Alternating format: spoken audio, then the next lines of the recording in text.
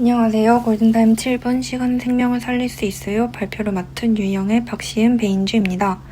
발표는 파트 1 산업체 현장 실습부터 파트 2 학습 연구 순으로 발표하겠습니다.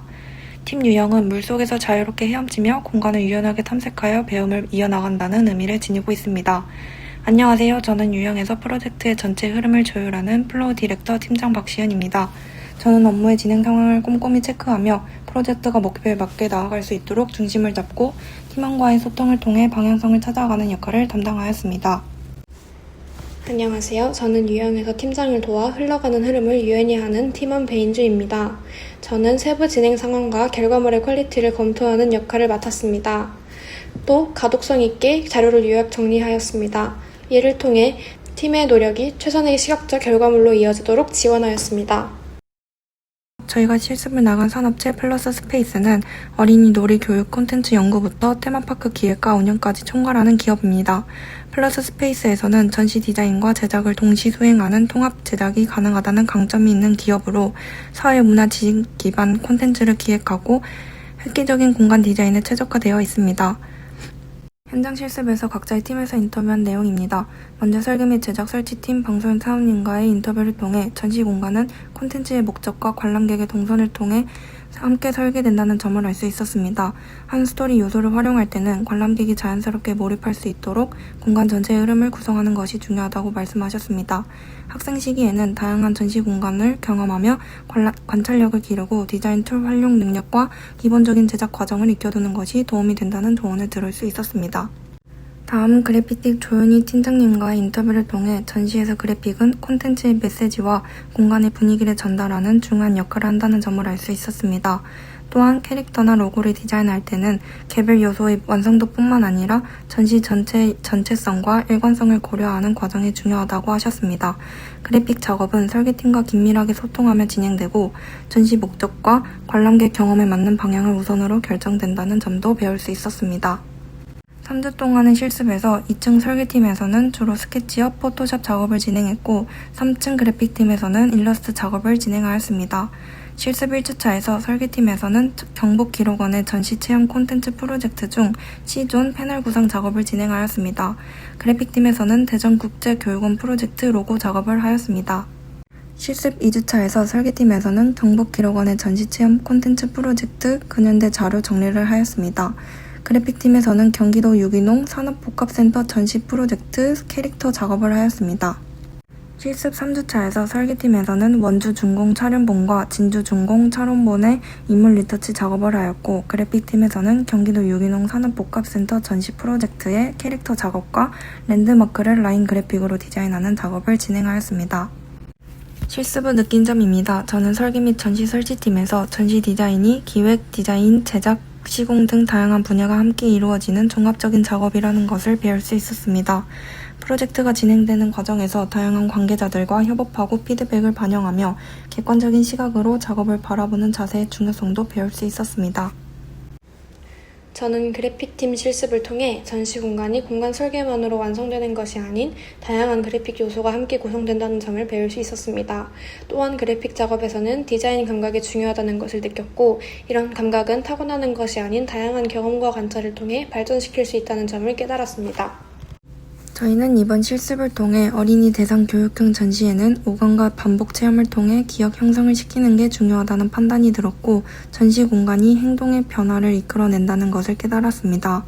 이를 바탕으로 어린이가 놀이하듯 배우고 탐구할 수 있는 체험형 전시 공간 디자인을 연구 방향으로 설정하였습니다.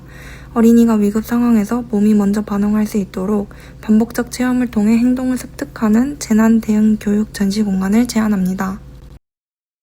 연구 배경으로는 사회적 문제 이슈, 교육의 공백, 어린이의 낮은 대응 역량 3가지로 정의했습니다.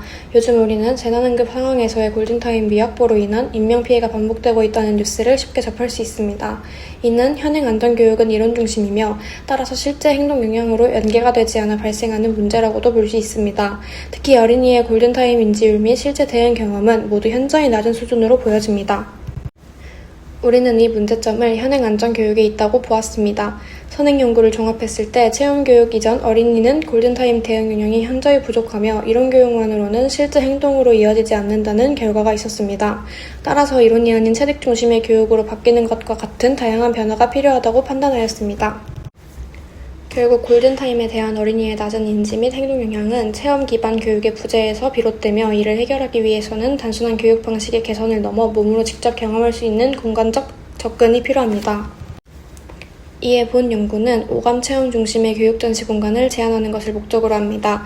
핵심 대상은 7세에서 13세 초등학생이며 보호자와 교사를 보조 대상으로 둡니다. 이러한 대상 설정을 바탕으로 어린이 시기의 체험 교육이 성인 이후 골든타임 대응 역량으로 이어지고 사회 전반의 안전문화 성숙으로 연결되는 선순환을 기대합니다. 왜 어린이에게 체험 교육이 효과적일까요? 피아제 인지발달 이론에 따르면 7세에서 11세는 구체적 조작기로 개념보다 직접 체험을 통한 학습이 가장 효과적인 시기입니다. 실제로 CPR 자기 효능감을 결정하는 요인은 지식이 31%, 태도와 믿음이 47%로 행동을 만드는 건 지식이 아닌 태도임을 확인할 수 있었습니다. 해외 선행 사례에서 일본은 이미 초등 3학년부터 CPR 체험 교육을 의무화하여 어린이 시기의 체험이 성인 대응 역량으로 이어짐을 제도적으로 증명했습니다. 공간 사례들을 살펴보겠습니다. 성남시 어린이 교통안전교육장, 경찰박물관에서는 내러티브 기반 스토리텔링 몰입 구성을, 월미바다 열차에서는 서서적 흐름을 활용한 관광전시 복합 구성을 참고했습니다. 시민안전체험관 광나루 보람의 도쿄소방박물관에서는 실물형 환경 재현 등을 직접 참고 사례로 인용하였습니다.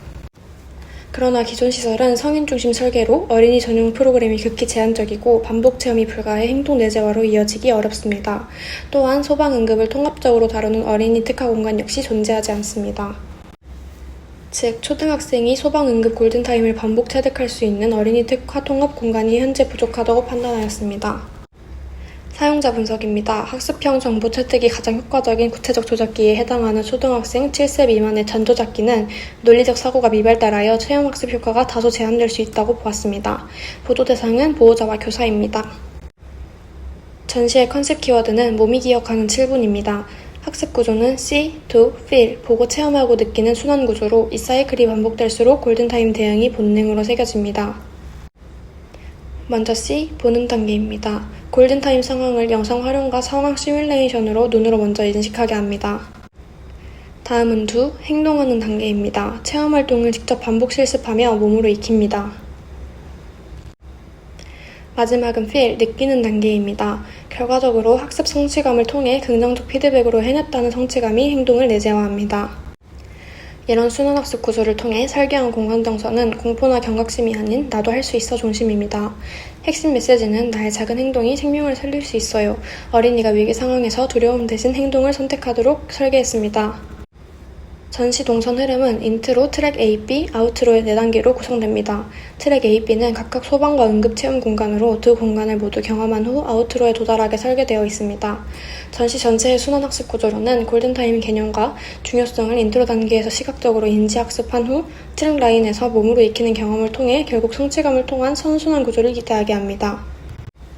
전체 대지 다이어그램입니다. 전시 동선 흐름은 공원처럼 조성한 대지의 입구에서부터 시작됩니다. 구급차와 소방차 형태의 체험 공간 겸 놀이공간을 조성하여 워밍업한 후 강을 건너는 동선으로 아이들에게 공간에 대한 친근함과 즐거움을 주려 합니다.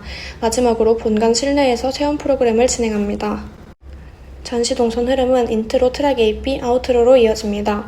전인계획에 보시면 옐로우존부터 그린존까지 이어지는 동선이며 옐로우존은 인트로, 블루존은 트랙 B, 레드존은 트랙 A, 그린존은 아우트로존, 그리고 중앙 동선 존들로 이루어져 있습니다. 인트로에서는 7분 카운트다운 존과 비포 앤 애프터 영상존이 있습니다. 다음은 트랙 A 소방 파트입니다. 대피 미션 존, 초기 진압 체험 존, 신고 체험 존, 소방차 길터주기 존이 있습니다. 트랙 B 응급 파트입니다. 응급처치 미션 존, CPR, AED 체험 존, 상황 판단 존이 있습니다. 트랙 A, B의 마무리, 아우트로입니다. 수료 인증 키오스크, 다짐월이 있습니다. 지금부터 사진을 통해 공간을 설명하겠습니다. 인트로에서는 다양한 시청각 자료를 통해 골든타임의 개념과 중요성을 학습하는 공간입니다. 트랙 A 소방 파트에서는 실물을 기반으로 한 시나리오 롤플레이, AR을 활용한 대피 경로 파악 체험 등의 경험을 합니다. 또 직접 현장을 몸으로 체험하고 사회적 약속을 체득합니다. 트랙 B 응급파트에서는 어린이들이 골든타임에 직접적인 영향을 미칠 수 있다는 긍정적 효능감을 경험합니다. 또 기초적인 지식만으로도 생명을 구할 수 있다는 메시지를 전달합니다. 마지막 아웃트로는 트랙 A, B를 모두 수료해야만 진입할 수 있으며 두 트랙을 모두 체득한 후에야 긍정적 효능감에 도달할 수 있도록 설계하였습니다. 저희는 이 프로젝트에서 제미나이, 챗GPT, 클로드 등의 AI를 적극적으로 활용했습니다. 전시 컨셉 키워드 도출, 학습 방식 설계, 공간 프로그램 구성, 디자인 방향 제안 등에 있어 전체 공간 컨셉과 구조를 빠르게 체계화할 수 있었습니다. 본 연구는 이론에 머물던 안전지식을 몸의 행동으로 전환하는 체험 공간 모델을 제안했습니다. 이는 이론 이해보다 즉각 행동 유도 중심으로 설계하여 응급 소방 행동을 연속적으로 학습할 수 있는 구조를 갖추었습니다.